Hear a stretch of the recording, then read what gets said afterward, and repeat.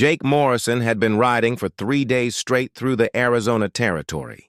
The summer heat of 1878 was merciless, beating down on him like a hammer on an anvil. His horse, a sturdy brown mare named Belle, plodded steadily along the dusty trail, her head hanging low from exhaustion. Jake wiped the sweat from his forehead with a dirty bandana and squinted at the horizon. The settlement of Red Creek was still 2 days away. Maybe 3 if the weather turned bad. He was a supply runner. A dangerous job that paid well because few men were brave enough to do it. The routes crossed Apache territory, outlaw hideouts, and stretches of desert where a man could die of thirst before anyone found his bones. Jake had been doing this work for 5 years now. Ever since he came west from Missouri, he knew every rock, every canyon, every waterhole between Fort Apache and the scattered settlements beyond. The sun was starting to sink toward the western mountains when Jake noticed something strange.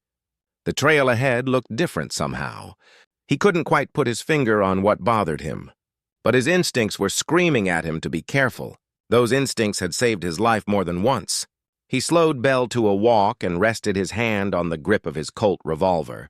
As they crested a rocky ridge, Jake saw a figure standing in the middle of the trail. The figure was completely still, like a statue carved from stone. It wore traditional Apache clothing, decorated with beads and feathers that caught the fading sunlight. But what caught Jake's attention was the helmet. It was unlike anything he had ever seen before, made of leather and bone, with intricate designs painted across its surface. The helmet completely covered the warrior's face, hiding every feature. Jake pulled Belle to a stop about 30 yards from the figure. His heart was pounding in his chest, but he kept his face calm. "I mean no harm," he called out in English, then repeated the phrase in the few Apache words he knew. The warrior did not respond, did not move.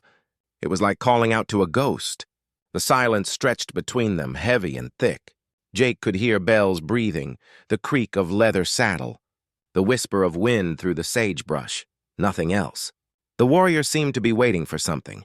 But Jake had no idea what. "I'm just passing through," Jake said, his voice sounding loud in the quiet. "Taking supplies to Red Creek, nothing more." Still no response. The masked figure remained motionless. Jake felt a chill run down his spine despite the heat. There was something unnatural about this encounter, something that made his skin crawl. Then, without any warning, the warrior moved. It was so fast that Jake almost didn't have time to react. The figure rushed forward with incredible speed, covering the distance between them in seconds. Jake saw a lance, its tip glinting in the sunlight, aimed straight at his chest. He yanked hard on Belle's reins. The mare reared up, her hooves pawing the air. The lance whistled past Jake's head, so close he felt the wind of its passage. He kicked his boots free of the stirrups and threw himself sideways. Hitting the ground hard, the impact knocked the wind out of his lungs. Jake rolled to his feet, his hand going for his revolver. But the warrior was already there, moving with a grace and speed that seemed impossible. A foot lashed out, catching Jake's wrist. The gun went flying, clattering among the rocks. Jake barely had time to draw his knife before the warrior attacked again. They fought in the dust and rocks. Moving back and forth across the trail, Jake was a skilled fighter. He had survived bar brawls, gunfights, and battles with outlaws. But this was different. The masked warrior moved like water, flowing around his attacks, striking from unexpected angles. Every time Jake thought he had an opening, it vanished. What struck Jake most was the warrior's silence. No war cries, no taunts. No sound at all except for breathing and the scuffle of boots on stone. It was eerie, fighting an opponent whose face he couldn't see, whose voice he couldn't hear. The helmet gave nothing away. No hint of emotion or intention. The fight lasted for what felt like hours, but was probably only minutes. Jake's arms ached, his lungs burned. Blood ran from a cut above his eye where the warrior's elbow had caught him. He was losing, he knew it. The warrior was simply better, faster, more skilled. Then, just as suddenly as it had begun, the fight stopped, the warrior stepped back.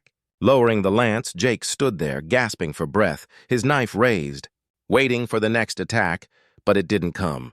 The masked figure watched him for a long moment, then turned and walked away, disappearing into the rocks as silently as a shadow. Jake stood in the middle of the trail, bleeding and confused. Belle had wandered a short distance away and was calmly eating some desert grass. As if nothing unusual had happened, Jake retrieved his revolver, checked it for damage, and holstered it. His hands were shaking as he climbed back onto Belle. Jake looked at the rocks where the warrior had vanished. "What in God's name was that?" he muttered to himself. He had no answer, only questions, and somehow, deep in his gut, he knew this wasn't over. The masked warrior would be back. This was just the beginning of something strange and dangerous, something that would change everything Jake thought he knew about the world. Jake didn't sleep that night. He made camp in a small canyon, building his fire against a wall of rock so the light wouldn't be visible for miles. Every sound made him jump. Every shadow seemed to move with menace. He kept his revolver in his lap and his rifle within arm's reach. Belle was nervous too, her ears twitching at every noise, pawing the ground restlessly. When dawn finally came, Jake felt like he hadn't rested at all. His body ached from the previous day's fight, and the cut above his eye had swollen, making it difficult to see clearly. He boiled coffee over the fire and chewed on some dried beef, trying to convince himself that yesterday had been a one-time encounter. Maybe the warrior had just been warning him away from sacred ground. Maybe if he changed his route, everything would be fine, but Jake knew better. Something in his gut told him the masked Apache would return. He was right. The sun had barely cleared the eastern horizon when the warrior appeared. This time there was no warning, no chance to prepare. Jake was checking Belle's shoes when he heard the whistle of something cutting through the air. He dove sideways just as an arrow buried itself in the exact spot where his head had been. The arrow quivered in the wooden supply crate. Its fletching still trembling, Jake scrambled for his rifle. But the warrior was already charging down the canyon slope. The masked figure moved like a mountain lion, leaping from rock to rock with impossible agility. Jake managed to get off one shot, but it went wide. The sound echoed off the canyon walls like thunder. This time, the fight was even more intense. The warrior seemed to know every move Jake would make before he made it. When Jake swung his rifle like a club, the warrior ducked under it. When Jake tried to use his knife, the warrior disarmed him with a twist of the wrist that sent pain shooting up Jake's arm. They grappled in the dirt, rolling and struggling for dominance. What amazed Jake was the warrior's strength. He had assumed, based on the figure's size, that he would have an advantage in close combat. But the masked Apache was strong, incredibly strong, matching him move for move. The warrior's fighting style was unlike anything Jake had encountered. It combined strikes, throws, and locks in ways that seemed to flow naturally from one to the next. During a brief break in the action, both fighters circling each other and gasping for breath, Jake tried to speak. "Why are you doing this?" he demanded. "What do you want?" The masked warrior tilted their head slightly as if considering the question, but gave no answer. The silence was maddening. Then the warrior attacked again, but this time something was different. Jake noticed that the strikes, while still powerful and precise, were not trying to kill him. The warrior had multiple opportunities to deliver fatal blows, but held back at the last second. A knife thrust stopped just short of Jake's throat. A kick that could have crushed his ribs pulled its force at the last moment. Jake began to realize this wasn't a fight to the death. It was a test. But a test of what? His courage? His skill? His worthiness to pass through this land? He had no idea. All he knew was that he had to keep fighting, had to prove himself somehow. The battle raged for over an hour. Both fighters were exhausted, covered in dust and sweat and blood. Jake's shirt was torn, his knuckles were bleeding. His ribs screamed with pain every time he drew breath, but he refused to give up.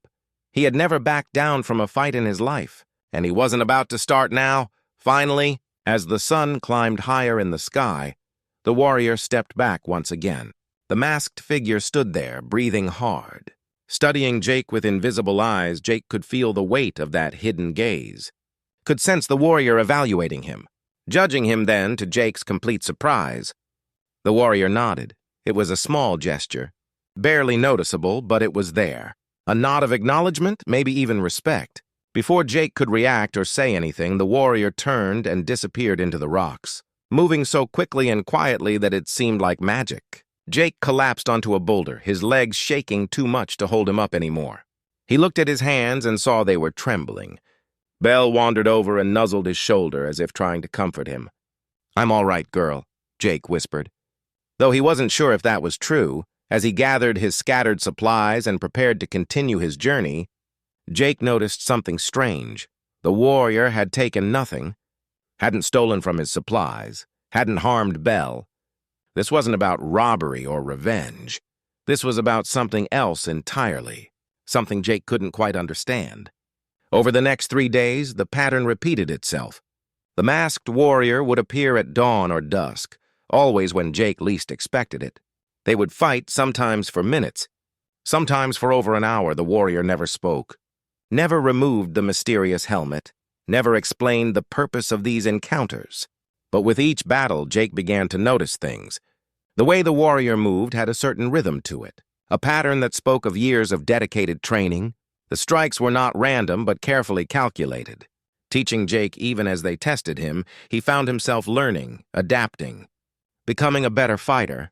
And strangest of all, Jake found himself looking forward to the encounters. The fear had faded, replaced by a burning curiosity. Who was this warrior? What did they want? Why had they chosen Jake for this strange ritual? The questions consumed his thoughts during the long hours of riding. On the 4th night, as Jake made camp near a dried-up creek bed, he realized something that chilled him to his core. The warrior was hurting him. Each encounter had subtly changed his direction, pushing him away from his original route. He was no longer heading toward Red Creek. Instead, he was being guided somewhere else. Somewhere the masked Apache wanted him to go. Jake stared into his campfire, watching the flames dance and flicker. He could turn back, could refuse to play along with whatever game this was. But something inside him, some part of him he didn't fully understand, wanted to continue, wanted to see where this strange journey would lead. Tomorrow he would follow the path the warrior seemed to be setting for him. Tomorrow he would embrace the mystery instead of fighting against it. Whatever lay ahead, Jake Morrison was ready to face it. The landscape was changing. Jake noticed it on the 5th morning as he packed his bedroll and saddled Belle. The terrain was becoming rougher, more wild, with towering red rock formations that seemed to scrape the sky. He had traveled through Arizona territory for years, but this area was unfamiliar to him. The warrior had indeed been guiding him somewhere specific. Somewhere far off the normal trails, Jake's supplies were running low. He had enough food for maybe 3 more days. 4. If he rationed carefully, water was becoming a concern too. The few streams he found were mostly dry, just damp sand and scattered puddles that Belle drank from gratefully. He should have been worried about survival, about getting back to civilization, but instead, his mind was consumed with thoughts of the masked warrior. That morning, the encounter came earlier than usual. Jake was watering Belle at a small spring when he felt the familiar prickling sensation at the back of his neck. He turned slowly, and there the warrior stood, silhouetted against the rising sun. For the first time, the warrior didn't attack immediately. Instead, the masked figure simply stood there. Watching, Jake straightened up, his hand resting on his gun belt but not drawing. "You keep testing me," he said, his voice echoing slightly in the canyon. "But I still don't know what you want." The warrior tilted their head, a gesture Jake had come to recognize as interest or consideration. Then, to his surprise, the warrior gestured with one hand, a sweeping motion that seemed to say, "Follow me." Jake hesitated. Every instinct told him this could be a trap. The warrior could be leading him to an ambush, to other Apache fighters waiting to kill him. But something deeper, some intuition he couldn't explain, told him this was important. "All right," he said quietly. "I'll follow." The warrior turned and began moving through the canyon. Jake led Belle behind, keeping a careful distance. They traveled for hours in silence, climbing higher into the hills. The path wound between massive boulders and through narrow passages where Jake had to dismount and lead Belle carefully. The warrior moved with effortless grace, never looking back, simply trusting that Jake would follow. Around midday, they reached a plateau overlooking a vast valley. The view was breathtaking. Miles of red desert stretched out below them, dotted with green patches where water gathered. In the distance, Jake could see a range of purple mountains, their peaks still holding snow despite the summer heat. The warrior stopped at the edge and gestured for Jake to approach. Jake stood beside the masked figure, looking out over the land. For several minutes, neither moved. Then the warrior pointed to different locations in the valley below. Jake couldn't understand what he was supposed to see at first. But then he noticed them, small groups of riders, wagons, and cattle moving across the desert. Settlers heading west, crossing through Apache land. The warrior's posture changed. Becoming tense, almost sad, Jake suddenly understood. This wasn't just about testing him. This was about showing him something. The warrior was trying to communicate the pressure the Apache people were under, the constant invasion of their territory, the slow destruction of their way of life. "I see them," Jake said softly. "I understand." The warrior turned toward him, and even though Jake couldn't see the face behind the helmet, he felt the intensity of that hidden gaze. For a long moment they stood there, cowboy and warrior, two people from different worlds trying to bridge an impossible gap. Then the moment broke. The warrior stepped back and raised a hand, clearly preparing for another fight. Jake sighed and loosened his shoulders, preparing himself, but this time, as they began to circle each other, something had changed. There was less aggression in the warrior's movements, more of a teaching quality. It was as if they were sparring partners now rather than enemies. They fought for perhaps 30 minutes, a dance of strikes and blocks, advances and retreats. Jake found himself anticipating the warrior's moves better now, responding more quickly, adapting his style. Several times he managed to land touches that would have been killing blows if they had been in earnest. Each time, the warrior paused and gave that small nod of acknowledgement. When the fight ended, both fighters were breathing hard but not exhausted like before. The warrior reached to their belt and pulled out a water skin. Incredibly, the masked figure tossed it to Jake. He caught it, surprised, and took a long drink. The water was cool and sweet, better than anything he had tasted in days.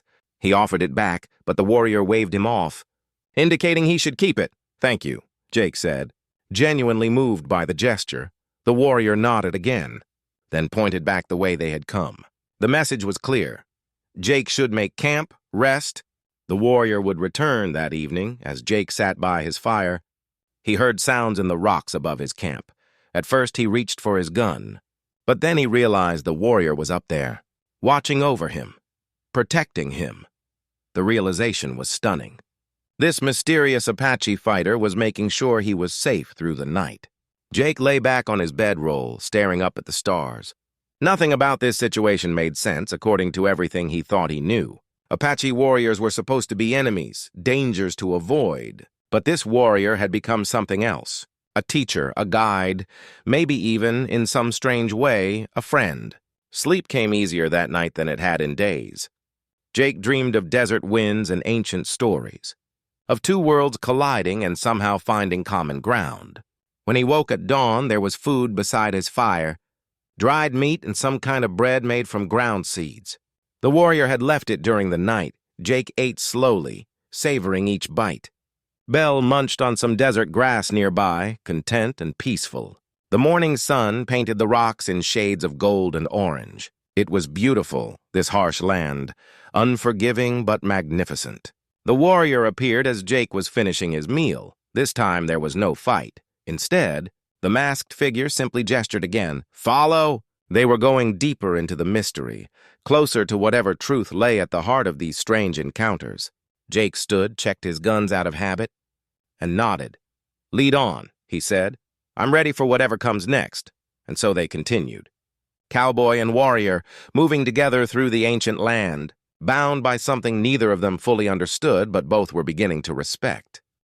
The sun was merciless on the 7th day. Jake's lips were cracked and bleeding. His face burned dark from the constant exposure, but he kept following the masked warrior, deeper into territory no white man had probably ever seen. Belle's ribs were starting to show through her coat, but she plodded on faithfully, trusting Jake to see them through. They had developed a routine now, something almost like a friendship.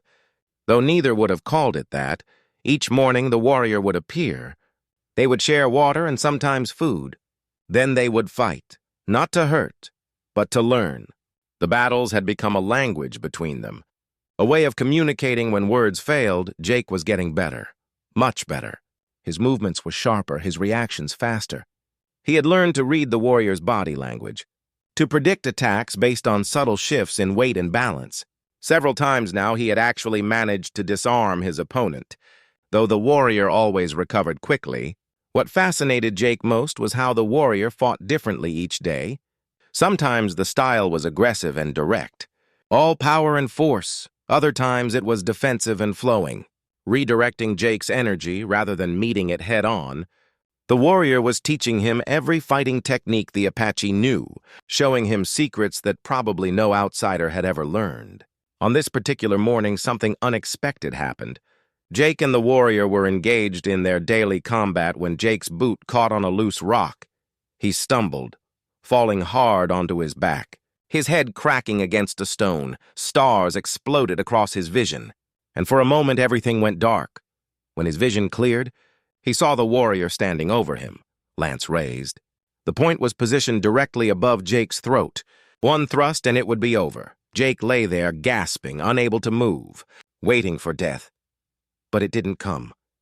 The warrior held the position for a long moment, then lowered the lance. The masked figure extended a hand to Jake. Offering to help him up, Jake stared at that hand.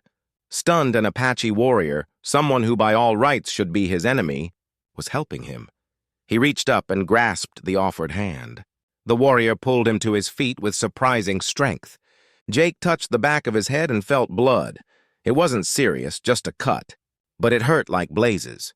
The warrior made a gesture, indicating Jake should sit. He obeyed, lowering himself onto a flat rock. The masked figure disappeared for a moment, then returned with some kind of plant, crushing it between strong fingers. The warrior approached Jake slowly, giving him time to object. When Jake didn't move away, the masked figure gently applied the crushed plant to the wound on his head. It stung at first, then went blessedly numb. Jake realized it was some kind of medicine, probably something the Apache had been using for generations. "Thank you," Jake said, looking up at the masked face. He wished desperately that he could see the person behind the helmet, could understand who this warrior really was. The figure's head tilted in that now familiar gesture. Then the warrior sat down beside him, not close, but near enough that it felt companionable. They sat in silence for a while, two fighters resting after battle. Jake noticed details he had missed before. The warrior's hands were scarred but careful, precise in their movements. The beadwork on the warrior's clothing was intricate and beautiful. Clearly made by someone with great skill, there were small medicine pouches tied to the belt, and a necklace of what looked like bear claws around the neck. After a while, the warrior stood and pointed toward the horizon. Jake followed the gesture and saw smoke. Not the smoke of a campfire, but thick black smoke, the kind that came from burning buildings. His heart sank. He knew what that meant. Raiders or soldiers attacking an Apache camp. The warrior's entire body went rigid, every muscle tensed with fury and fear. Without thinking, Jake stood up. "I'll help you," he said. The masked figure turned toward him sharply, as if unable to believe what he had just said. "I mean it," Jake continued. "Whatever's happening there, I'll stand with you." For the first time since they had met, the warrior reached up and touched Jake's shoulder. It was a brief contact, just a moment, but it spoke volumes. Gratitude, respect, trust. Then the warrior was moving, running toward the smoke with incredible speed. Jake whistled for Bell, mounted up, and followed. They covered the distance in less than an hour. The warrior ran the entire way without seeming to tire. Moving across the rough terrain like a desert spirit, Jake pushed Bell as hard as he dared. Keeping the running figure in sight as they got closer, Jake could hear gunshots, screams, chaos. They crested a rise and saw the scene below. It wasn't an Apache camp being attacked, it was a small ranch. Probably a family of settlers who had built too far into Apache territory. But the attackers weren't Apache either. They were white men, outlaws by the look of them. At least 8 or 9 riders. They were burning the buildings and firing their guns into the air. Terrorizing whoever was inside, the warrior didn't hesitate. Didn't pause to consider the situation or make a plan. The masked figure simply charged down the slope toward the ranch. Jake cursed under his breath, checked his weapons, and followed. He had no idea why he was doing this, why he was willing to risk his life for a warrior who had spent a week beating him senseless. But it felt right. It felt necessary. The outlaws didn't see them coming until it was too late. The warrior crashed into the first rider, pulling him from his horse with brutal efficiency. Jake came in behind, his colt barking 3 times, dropping 2 more outlaws from their saddles. The remaining outlaws wheeled their horses around. Confused and angry, "There's only 2 of them!" One shouted, "Kill 'em!" The outlaws opened fire, bullets whistling through the air like angry hornets. Jake dove behind a water trough, shooting carefully, making every shot count. The warrior moved like lightning, using a combination of bow, knife, and bare hands to take down attacker after attacker. The fight was brutal and short. Within minutes, the outlaws were either dead, wounded, or fleeing into the desert. Jake and the warrior stood in the ranch yard, breathing hard, covered in dust and smoke. A woman emerged from the ranch house, clutching 2 small children.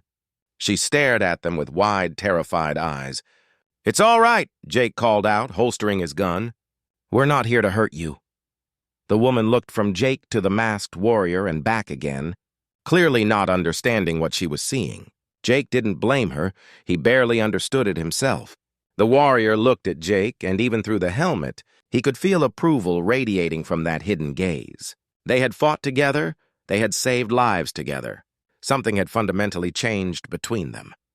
They were no longer just warrior and cowboy. They were brothers in arms. The woman at the ranch had given them supplies. Her hands had trembled as she packed dried meat, bread, and canteens of fresh water. She kept glancing at the masked warrior with fear and confusion in her eyes, but also with unmistakable gratitude. Her husband had been killed by the outlaws before Jake and the warrior arrived. The 2 children clung to her skirts, silent and traumatized. "Thank you," she had whispered to Jake as they prepared to leave. "Both of you." The warrior had nodded once, then turned and walked away. Jake had tipped his hat and followed. Neither of them spoke about what had happened. There was nothing to say that their actions hadn't already expressed. Now, on the 8th day, Jake sensed they were approaching something important. The warrior moved with purpose and intensity, no longer wandering or testing, leading Jake toward a specific destination. The landscape had become even more dramatic, with walls of red stone rising hundreds of feet on either side of narrow passages. In some places, the passages were so tight that Jake had to dismount and lead Belle carefully through. They emerged from one such passage into a hidden canyon. Jake stopped and stared. The place was breathtaking. Ancient symbols covered the canyon walls, carved and painted by hands that had been dust for centuries. Pictures of hunters and animals, of spirits and stars, of stories Jake couldn't begin to understand. A spring bubbled up from the rocks at the far end, creating a small pool of crystal-clear water. Green plants surrounded the pool, an oasis of life in the harsh desert. The warrior stood at the center of the canyon. Perfectly still, Jake could feel the weight of this place, the sacredness of it. This was holy ground, a place of deep spiritual power. He dismounted slowly. Removing his hat out of respect, Belle wandered toward the water. But Jake held her back, waiting for permission. The warrior gestured toward the pool, indicating it was all right. Belle drank deeply while Jake filled his canteens. The water was the sweetest he had ever tasted, cold and pure. He splashed some on his face, washing away days of dust and sweat. When he looked up, the warrior was watching him. "This is what you wanted to show me," Jake said quietly. "This is why you've been leading me here." The warrior nodded, then gestured around at the canyon walls. At the ancient art, at the sacred spring, Jake understood. This was Apache heritage, Apache history, the very soul of the people, and it was threatened. The warrior walked to the canyon wall and pointed at one particular symbol. It showed a group of figures surrounding what looked like this very spring. Protecting it, the warrior then pointed at Jake. Then back at the symbol, the message was clear. But Jake couldn't believe what was being asked. "You want me to help protect this place?" he asked, his voice echoing off the stone walls. The warrior nodded firmly. Jake ran his hand through his hair. Thinking hard, "I'm just one man," he said. "A supply runner. Nobody important. Nobody with power or influence." The warrior approached and placed something in Jake's hand. It was a small stone, carved with symbols that matched those on the canyon walls. Jake closed his fingers around it. Feeling its weight, understanding dawned on him. This wasn't just about protecting one canyon. It was about bearing witness, about taking the knowledge of this place back to his world and speaking truth about what the Apache were losing.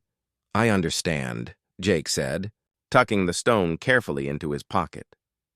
"I'll do what I can. I swear it." The warrior placed a hand over their heart, then extended it toward Jake. A gesture of trust and alliance. Jake mirrored the gesture, feeling the solemnity of the moment. Then the warrior stepped back and raised both hands. Jake's stomach tightened. He knew what was coming. This was the final test. Everything that had happened over the past week had been leading to this moment, one last battle, here in this sacred place. To prove once and for all that Jake was worthy of the trust being placed in him, the warrior drew a knife. Jake drew his. They circled each other slowly, their boots scuffing the ancient dust. Sunlight streamed down into the canyon, painting everything in gold. The only sounds were their breathing and the gentle splash of the spring. When they came together, it was with everything they had. Every skill, every technique, every ounce of strength and will, they fought across the canyon floor, neither giving quarter, neither backing down. The warrior was magnificent, moving with a deadly beauty that took Jake's breath away. But Jake had learned, had grown, had become something more than he was when this journey began. They fought for over an hour. Neither could gain a decisive advantage. Jake managed to knock the warrior's knife away, but the warrior immediately countered with a leg sweep that sent Jake sprawling. When Jake regained his feet, he found the warrior had retrieved the knife and was waiting. Allowing him to recover, the respect between them was complete. Finally, exhausted and battered, they both stopped at the same moment. They stood in the center of the canyon, chests heaving, staring at each other. A draw. Neither victor nor vanquished equals. The warrior extended a hand. Jake took it. They shook, warrior to warrior, man to man. What happened next changed everything. The warrior reached up with both hands and grasped the ceremonial helmet. Jake's eyes widened. In all their encounters, the warrior had never even adjusted the helmet, let alone removed it. Time seemed to slow. His heart pounded. He was about to see the face of the person who had tested him, taught him, and trusted him. But before the helmet could be lifted, a sound echoed through the canyon. Voices, multiple voices, speaking English. They were harsh and loud, desecrating the peace of the sacred place. The warrior's hands dropped from the helmet immediately. Jake spun around, his hand going to his gun. 5 men appeared at the canyon entrance. They were rough-looking characters armed to the teeth. Their eyes lit up when they saw the spring. "Well, well," the leader drawled, a tall man with a scar across his cheek. "Looks like we found ourselves some water. Boys," then his gaze fell on Jake and the warrior. "And some entertainment, too." Jake stepped forward, positioning himself slightly in front of the warrior. "This is sacred ground," he said firmly. "You need to leave." "Now," the scarred man laughed. "Sacred ground? That's rich coming from a white man standing next to an Apache." He spat on the ground. "Traitor." The warrior moved up beside Jake, standing shoulder to shoulder with him.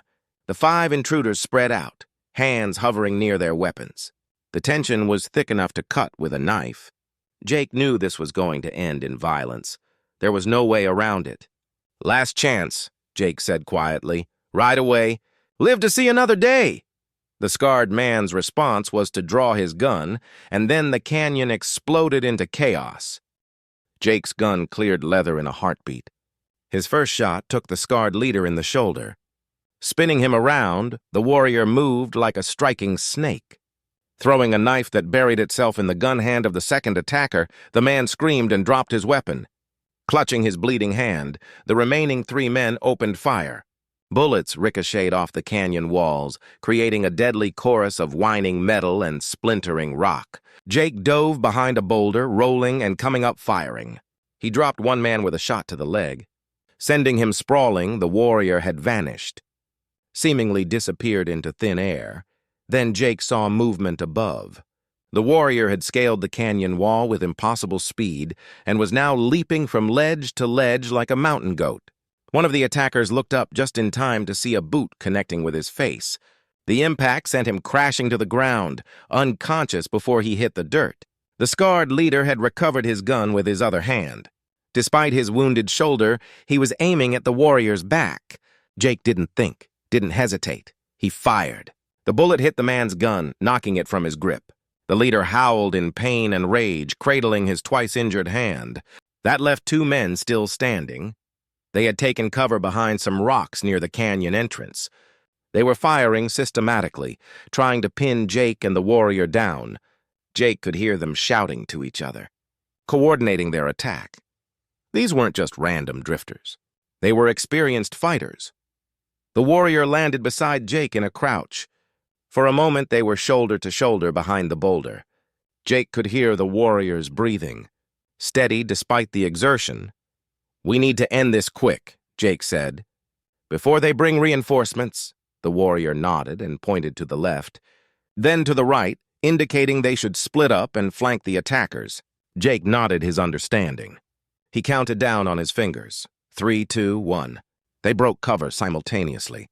Moving in opposite directions, the tactic worked. The two remaining attackers couldn't decide which target to focus on. Their fire split, becoming less effective. Jake sprinted along the canyon wall, using every bit of cover available. He fired twice, forcing one of the men to duck. The warrior was moving even faster, a blur of motion that the attackers couldn't track. One moment the warrior was behind a rock, the next moment appearing from a completely different direction. One of the men panicked. He stood up to get a better shot and paid for his mistake. The warrior's lance flew through the air. Catching him in the thigh, he went down hard, screaming. The last man standing realized he was alone. His eyes went wide with fear. He threw down his gun and raised his hands. "Don't shoot!"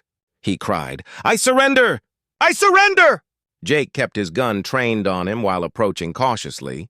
The warrior appeared from the other side, bow drawn with an arrow nocked. The man was shaking, looking between them with terror in his eyes. "Get your friends and get out," Jake growled. "And spread the word this canyon is protected. Anyone who comes here looking for trouble will find it." The man nodded frantically. He helped the wounded to their feet, supporting those who couldn't walk. The scarred leader glared at Jake with pure hatred. "This ain't over," the leader spat. "You're a dead man, traitor." Jake stepped closer, his voice cold as ice. "I see you again. I won't aim for your shoulder. Now get out of my sight." The group stumbled out of the canyon, leaving a trail of blood behind them. As soon as they were gone, Jake's legs nearly gave out. The adrenaline was wearing off, leaving him shaky and exhausted. He holstered his gun and turned to the warrior. "That was close," he said, trying to smile. "Too close." The warrior was standing perfectly still, staring at the canyon entrance. Jake could feel the tension radiating from the masked figure. "They'll be back," Jake said quietly. "Maybe not those men, but others. Word will spread about this place. About the water." The warrior's shoulders slumped slightly, a gesture of defeat that broke Jake's heart. "I meant what I said," Jake continued. "I'll help protect this place. I'll find others who understand, who respect what this land means." The warrior turned toward him, and Jake could feel the intensity of that hidden gaze, studying him, measuring him one last time. Then the warrior reached up, both hands grasping the ceremonial helmet. Jake held his breath. This was it. The moment of revelation he had been wondering about for over a week. The helmet lifted slowly, ceremonially, as it came away. Long black hair spilled out. Cascading down past strong shoulders, Jake's world stopped. His mind refused to process what his eyes were seeing. The warrior's face was not the weathered, scarred face of a male Apache fighter. It was the face of a woman. She was beautiful in a fierce way, with high cheekbones, full lips, and eyes that burned with intelligence and determination. A scar ran along her jawline, but it only added to her striking appearance. Jake's mouth opened, but no words came out. He just stood there, frozen, his knife still gripped in his hand. Every assumption he had made, every thought he had about his opponent, shattered like glass. She had been testing him, teaching him, protecting him, fighting him as an equal. She watched his reaction carefully, her expression guarded. Her hand moved subtly toward her knife. As if expecting betrayal or mockery, the silence stretched between them. Heavy with tension, Jake tried to speak, failed, tried again. You're a woman, he finally managed, his voice barely above a whisper. She lifted her chin defiantly, her eyes challenging him to make something of it. Jake shook his head slowly, a smile starting to spread across his face. You're a woman, he repeated, but this time his voice was filled with amazement and respect. And you're the best damn fighter I've ever faced. Her expression shifted, surprise flickering across her features. She had expected anger, dismissal, maybe even violence, but not respect, not admiration. She lowered her hand from her knife, some of the tension leaving her shoulders. My name is Jake Morrison, he said formally, as if they were meeting for the first time. He sheathed his knife and extended his hand. She looked at his hand for a long moment, then reached out and clasped it. Her grip was strong and sure, Nalan, she said. Her voice was deep for a woman, roughened by years of warfare and weather. But there was a musical quality to it. Jake realized this was the first word she had ever spoken to him. Nalan, he repeated. Testing the sound of it, what does it mean? She smiled slightly, the first smile he had seen from her. It transformed her face, softening the hard edges. Maiden? She said with a trace of irony. Jake laughed. He couldn't help it. The absurdity of it all, the danger they had just faced, the revelation of her identity. It all bubbled up inside him. Nalan's smile widened. And then she was laughing too. The sound echoed off the canyon walls, chasing away the darkness of the recent violence. When their laughter faded, they stood facing each other. No longer warrior and cowboy, no longer enemies or even just allies. Something new was forming between them, something neither of them had words for yet. They sat by the sacred spring as the sun began its descent toward the western horizon. Nalan had removed her ceremonial armor, setting it carefully aside. She wore a simple tunic underneath, practical and well-worn. Jake noticed the scars on her arms, evidence of countless battles and hardships. She caught him looking and didn't flinch away. She had nothing to hide anymore. Why? Jake asked finally. Why test me like that? Why lead me here? Nalan filled a wooden cup with water from the spring and drank before answering. When she spoke, her English was broken but understandable. She had learned it from traders and missionaries, piecing together the language over years. My father was chief, she began, staring into the water. Great warrior, wise leader. He had 3 sons. Strong and brave. She paused, her jaw tightening. And 1 daughter? Me. Jake listened without interrupting, sensing the importance of this story. When I was young, my father saw that I had the spirit of a warrior, Nalan continued. He broke tradition. He trained me in secret, teaching me everything he taught my brothers, how to fight, how to track, how to survive. My mother was angry. She said it was wrong. But my father said the spirits had given me this gift, and to waste it would be an insult. She picked up a small stone and tossed it into the pool. Watching the ripples spread, my brothers laughed at first. They did not take me seriously, but I worked harder than them. I pushed myself beyond what they thought possible. Eventually, they stopped laughing. They began to respect me, even to fear me a little. What happened to them? Jake asked gently. Nalan's expression darkened. Raiders came 3 winters ago. White men, but not soldiers, outlaws. Like the ones today, they wanted our horses, our supplies. My brothers fought to defend our people. Her voice broke slightly. All 3 died. My father died trying to protect my mother. She died too. Jake felt a weight settle in his chest. I'm sorry, he said, knowing the words were inadequate. Nalan nodded, accepting his sympathy. After they died, the tribe looked to me, she continued, but many would not follow a woman. They said it was against our ways. So I put on my father's ceremonial helmet. I disguised myself. I became the warrior my father trained me to be.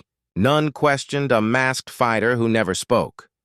You've been protecting your people alone, Jake said, understanding dawning. That's why you're out here. Nalan nodded. This canyon is sacred. Here our ancestors are buried. Here the spirits dwell. White settlers come closer every season. Soon they will find this place. They will take the water. They will destroy what is holy. She turned to face him directly, her dark eyes intense. I needed to know if there were any white men with honor, any who would understand what they are destroying. So I watched the trails. I waited. When I saw you, Something told me you might be different, so I tested you. Jake understood now why she had never tried to kill him, why she had taught him instead of simply eliminating a trespasser.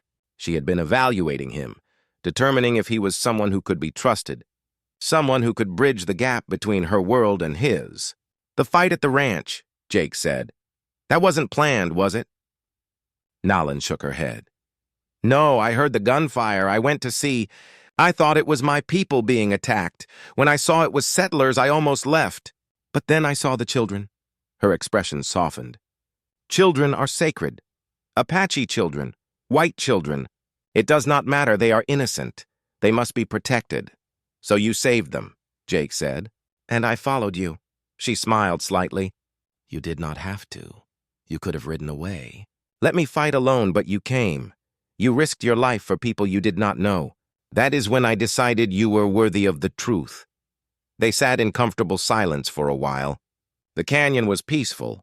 Birds were returning now that the violence had ended. Calling to each other in the fading light, Belle grazed contentedly near the pool. Jake thought about everything Nalin had told him.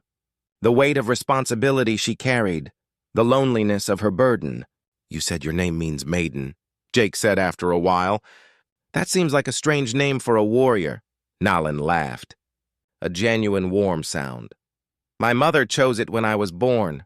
She hoped I would be gentle, obedient, a good wife someday. She shook her head. The spirits had other plans. Your father sounds like a remarkable man, Jake said. To see past tradition like that? To recognize your potential? Nalin's eyes glistened. He was the best man I ever knew. He taught me that strength is not just in the body. It is in the heart. It is in knowing what is right and having the courage to fight for it. Even when the world says you are wrong, Jake pulled the carved stone from his pocket, the one Nalin had given him earlier. You want me to tell your story, he said.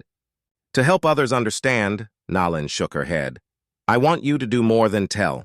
I want you to act. You have seen this place now. You know what it means. You must help me protect it. How? Jake asked. I'm just a supply runner. I have no authority, no influence. Nalin leaned forward, her expression fierce. You know the white world. You know how they think. You can speak their language. You can make them understand in ways I never could. Together, we can find a way to protect this sacred ground. Jake looked around the canyon, at the ancient symbols on the walls, at the life-giving spring, at the evidence of centuries of Apache presence. This place deserved protection. These people deserved respect, and Nalin, this remarkable woman who had fought alone for so long, deserved an ally. I'll do it, he said firmly. I don't know exactly how yet, but I'll find a way. I'll talk to the territorial governor. I'll talk to the army commanders. I'll make them understand that some places are worth preserving, that some agreements are worth making. Nalin reached out and gripped his forearm. Warrior to warrior. Thank you, she said simply. They made plans as darkness fell. Jake would return to civilization, but he would come back. He would bring maps, documents, whatever was needed to establish this canyon as protected territory. Nalin would continue her patrols, keeping watch over the sacred lands. As Jake prepared to leave the next morning, Nalin walked with him to the canyon entrance. She had put her helmet back on, becoming once again the mysterious masked warrior. Will you tell people about me? She asked. About who I really am? Jake thought about it, then shook his head. Not unless you want me to. Your secret is safe. She nodded, grateful. But then she surprised him. She removed the helmet again and handed it to him. Take this, she said. Show it to the white leaders. Tell them the warrior who protects this land is real. Tell them we will not give up what is sacred without a fight, but also tell them we are willing to talk, to find peace if peace is possible. Jake accepted the helmet reverently. I'll bring it back, he promised, and I'll bring hope with it. Nalin smiled. I believe you. Go now, ride fast. Time is short. Jake mounted Belle. He looked down at Nalin one last time. I'll see you again, he said. She raised her hand in farewell. I will be waiting, my friend. Jake rode hard for 3 days straight, stopping only when Belle absolutely needed rest. The ceremonial helmet was wrapped carefully in canvas and tied to his saddle. He guarded it like the precious artifact it was, each time he made camp. He would unwrap it and study the intricate designs, remembering the warrior woman who had worn it. When he finally reached the territorial capital of Prescott, he was exhausted, dusty, and probably half mad from the sun, but his determination burned brighter than ever. He stabled Belle at a reputable livery, paid extra for her care, and went directly to the bathhouse. He needed to look presentable if he was going to convince anyone to listen, clean and dressed in his only decent clothes. Jake made his way to the territorial offices.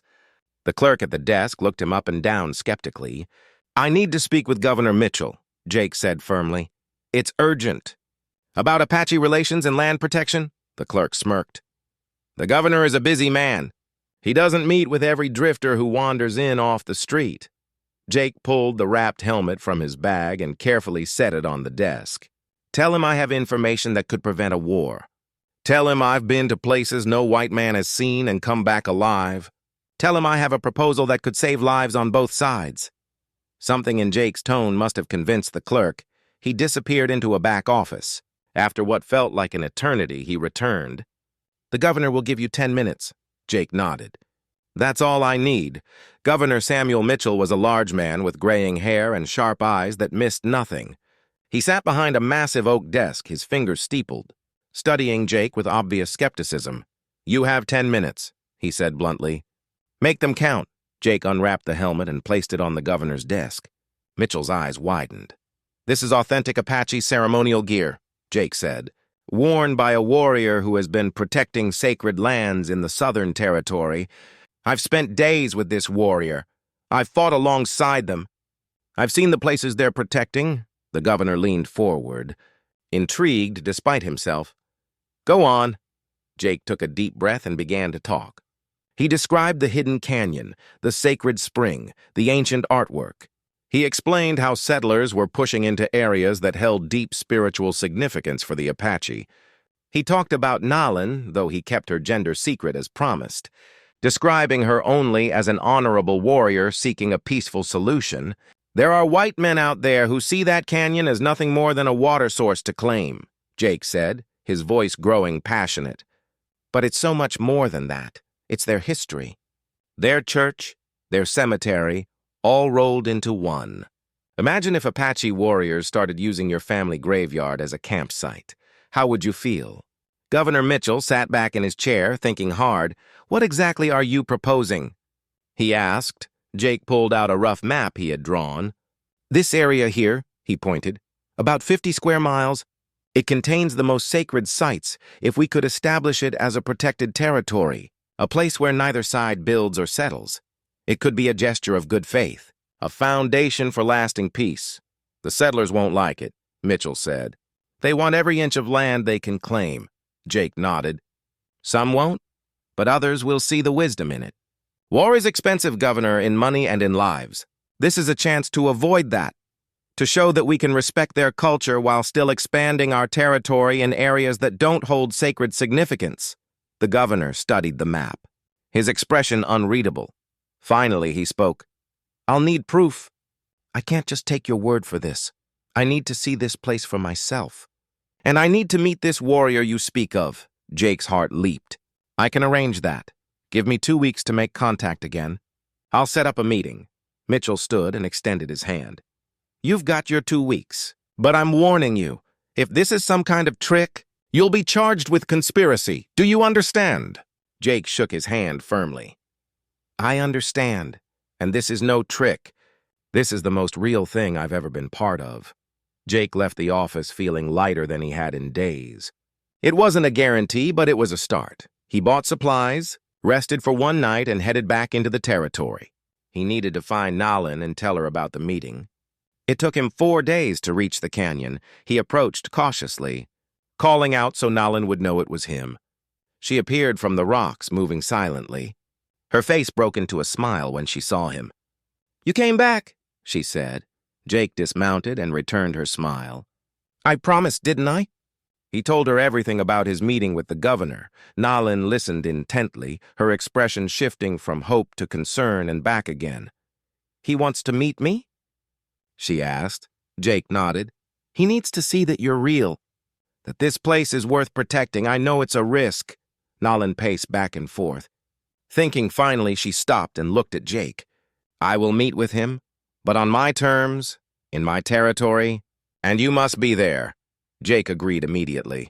Of course, I wouldn't let you face this alone over the next 2 weeks.